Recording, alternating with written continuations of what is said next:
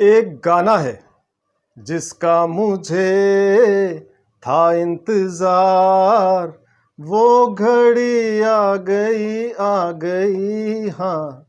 जी हाँ, कांग्रेस के नेता कुछ ऐसा ही सोच रहे होंगे जब राहुल गांधी की संसद सदस्यता बहाल होने की खबर आई।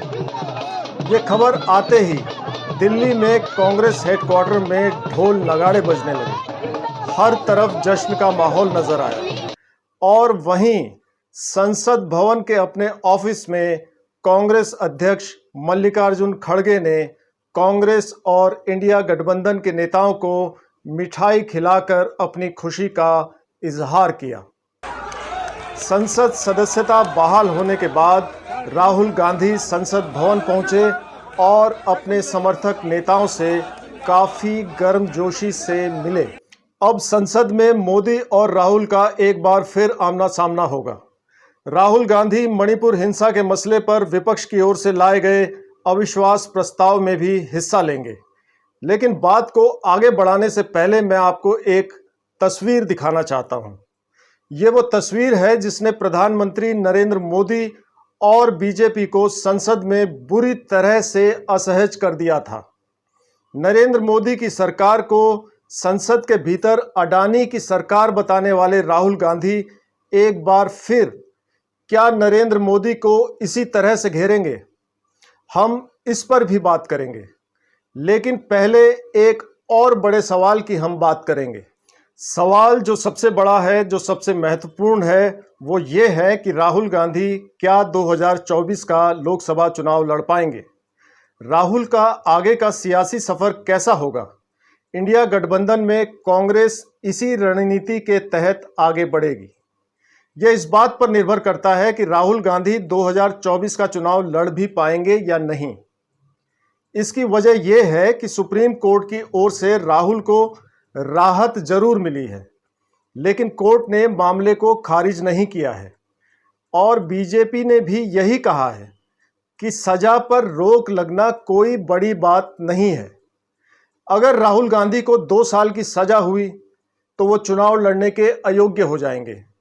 अगर 2 साल से कम सजा हुई तो वो 2024 का चुनाव लड़ सकेंगे और अगर वो इस केस में बरी हो गए तो राहुल एक विजेता की तरह आगे निकलेंगे और इसका बहुत बड़ा लाभ कांग्रेस को मिलेगा। हालांकि इस बात की संभावना ज्यादा है कि इस मामले में फैसला जल्द नहीं आएगा और राहुल गांधी ऐसी स्थिति में भी चुनाव लड़ सकते हैं। अब देखिए दोस्तों, राजनीति परसेप्शन का खेल है। सोशल मीडिया की ताकत को कांग्रेस से बहुत पहले पहचान लेने वाली बीजेपी ने जब राहुल गांधी की पप्पू वाली छवि बनाई थी तो वो भयानक मजाक और ट्रोलिंग का शिकार भी हुए। लेकिन पिछले कुछ समय में राहुल की छवि एक गंभीर और मुद्दे की बात को पकड़ने वाले नेता के तौर पर बनी है। यही बीजेपी के लिए असल परेशानी है। ट्रोलिंग का शिकार मोदी भी कम नहीं हुए हैं, जिसमें उन्हें झूठा, दम्भी और अनपढ़ तक कहा गया। आप YouTube पर सर्च कर लीजिए, आपको ऐसे सैकड़ों वीडियो मिल जाएंगे। यूं देखा जाए तो इस पूरे घटनाक्रम में राहुल गांधी की छवि मजबूत हुई है। राहुल गांधी की सजा पर रोक और संसद सदस्यता की बहाली को कांग्रेस अपनी जीत के तौर पर देख रही है। राहुल गांधी की संसद में एंट्री के बाद इंडिया गठबंधन में कांग्रेस की स्थिति निश्चित तौर पर मजबूत होगी। ये बात साफ है कि मोदी सरनेम केस में राहुल ने माफी नहीं मांगकर मजबूती दिखाई और विचारधारा के लिए डटे रहने का जज्बा भी दिखाया। इसका फायदा निश्चित रूप से कांग्रेस को होगा। राहुल गांधी की संसद सदस्यता बहाल होने से कांग्रेस को एक नई ऊर्जा मिली है। यह तय है कि अब राहुल गांधी मणिपुर हिंसा के मसले पर अविश्वास प्रस्ताव पर होने वाली बहस में शामिल होंगे। राहुल गांधी पहले ऐसे नेता थे जो पीड़ितों का हाल जानने के लिए मणिपुर गए थे। इसके बाद ही इंडिया गठबंधन के नेता मणिपुर गए थे।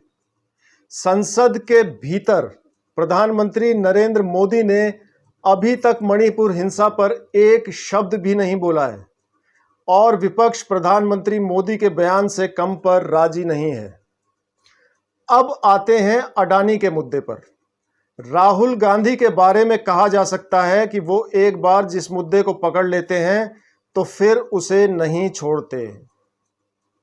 लोकसभा में अडानी के साथ मोदी की तस्वीर दिखाते हुए राहुल गांधी ने कई गंभीर आरोप लगाए थे।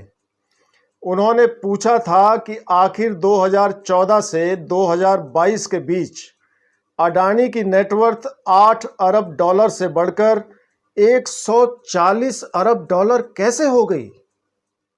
राहुल गांधी का आरोप है कि गौतम अडानी को उन देशों में भी ठेके मिले जहां का दौरा पीएम मोदी ने किया था। बीजेपी राहुल के आरोपों को बेतुका और बचकाना बताती है। तो दोस्तों, आने वाले मुकाबले को देखने के लिए सीट बेल्ट कस लीजिए, क्योंकि अब कांग्रेस और बीजेपी के बीच का घमासान लगातार बढ़ता जाएगा। आपसे अगले वीडियो में फिर मुलाकात होगी। Thanks for watching.